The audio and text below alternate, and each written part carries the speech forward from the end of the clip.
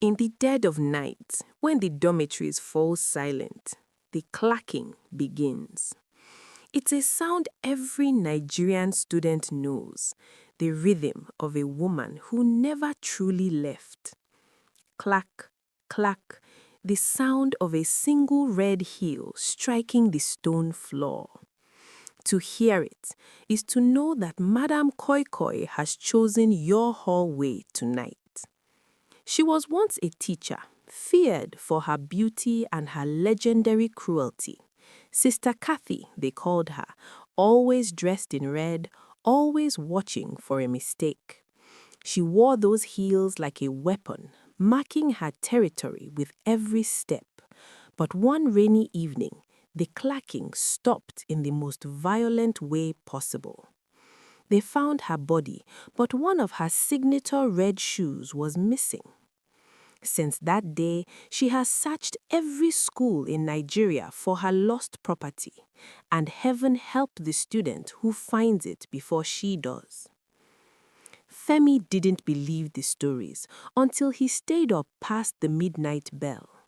The air turned cold, smelling of old perfume and damp, fresh earth. He stepped into the hallway, and there it was, waiting on the stairs. The red was so bright it looked like it was bleeding into the stone. Suddenly, a locker behind him groaned open with a metal shriek. The hallway began to stretch, the doors vanishing into an endless grey void. Then he heard it, not from the stairs, but from right behind him. Clack, clack, a run that sounded like a hunter closing in on its prey. Femi bolted for the library, the only room that still had a door. He dove under a table, clutching his breath as the footsteps slowed down. She stopped, one foot in a red shoe, the other a tattered, bloody stump. The library began to warp, shifting back into the year 1973. The windows showed a sky that shouldn't exist, swelling with angry red clouds. He saw her then, at the chalkboard, her back turned to the room. The chalk dust swirled, forming the shape of a twisted car wreck. Femi tried to scream, but the air in the room had turned to ash. She turned around, and the wide brim of her hat finally lifted. Her face was a mask of porcelain perfection, but her eyes were empty pits. Give it back. Her voice didn't come from her mouth, but from the walls. He threw the shoe, but it vanished into smoke before it could land. The ghost let out a sound that shattered the library's glass windows.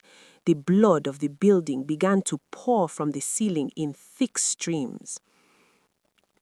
Femi ran, but the floor had become a swamp of grasping hands. He burst into the dormitory, seeing his friend sleeping in blissful ignorance. But she was there too, looming over the girl in the very first bunk. He grabbed the fire extinguisher, desperate to fight a phantom he couldn't touch. The ghost turned her gaze toward him, her eyes burning like dying stars. The world dissolved into a red and black scream of static. Femi bolted upright in bed, his lungs burning as he searched for air.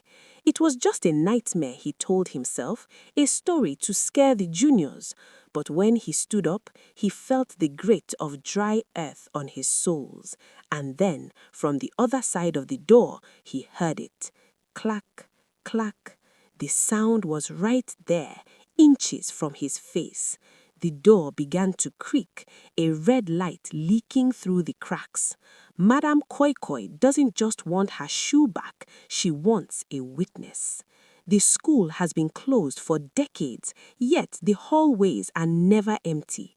On quiet nights, the locals still hear the clacking of her heels on the stone.